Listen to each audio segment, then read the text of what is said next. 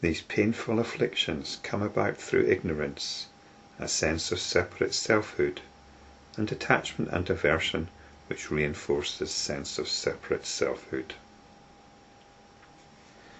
Sutra 1 outlined spiritual practice. When we're practicing, when our attention is focused on what is called the Supreme Identity, then we're in a state of harmony. When our attention is not there, then we're subjected to painful afflictions. And these come about through ignorance. In Sutra 1, it's mentioned that the first step is not automatically giving in to our addictions, our inclinations, not indulging ourselves. Usually we're on automatic and we indulge ourselves. And this is a condition of ignorance, of not knowing in the deepest sense. So we don't really understand our own true nature. We have a sense of separate selfhood, that I am an individual here, interacting with a world out there. And there are things out there that I need for my personal fulfillment. So this is the basis of ignorance. And the things I want out there, I get attached to. And I want to avoid certain things out there. This reinforces the sense of separate selfhood. It's a painful condition. It's one that we reinforce. And the fundamental driving force of these afflictions is ignorance, which means not knowing. It means being unaware. Ignorance gives rise to the other afflictions. These afflictions, when active, can be interrupted, disempowered, and put to sleep. So the question to ask yourself is, if you're not in samadhi right now, then why are you not in samadhi? What is the affliction which you are in the grip of right now? What is the nature of your ignorance? Well, if you're watching this video, it's possibly rather subtle. You might have a certain understanding of spirituality, certain understanding of yoga. You might have a very sophisticated understanding.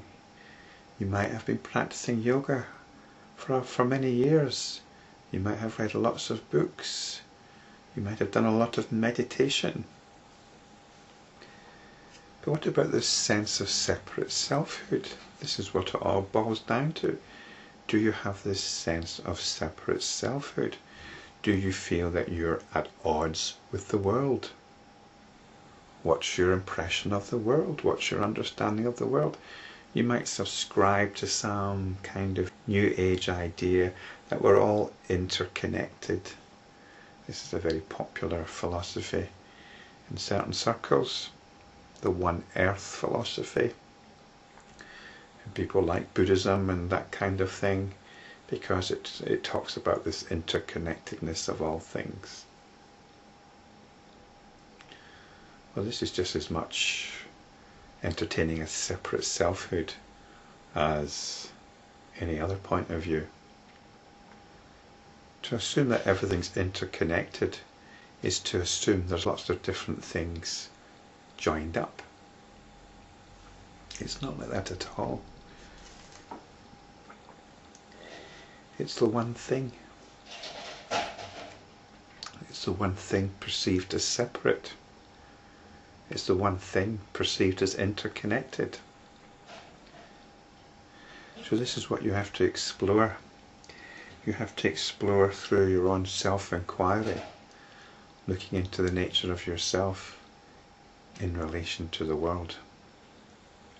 Look at the extent to which you're practicing attachment and aversion, even if it's in a rather sublime way. Are you attached to ideas about yoga? Are you attached to your deity? these are afflictions. And they're painful. And that pain is usually very apparent when somebody insults your favourite deity. So when we're in the grip of an affliction, there's hope. We can interrupt it. We can interrupt it on a physical level by removing ourselves from the presence of what we're addicted to.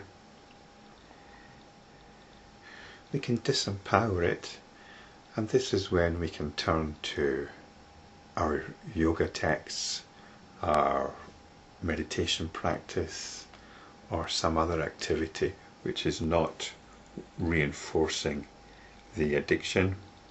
And if we continue to do this, we eventually put it to sleep. It becomes dormant. It's no longer an active force in our psyche.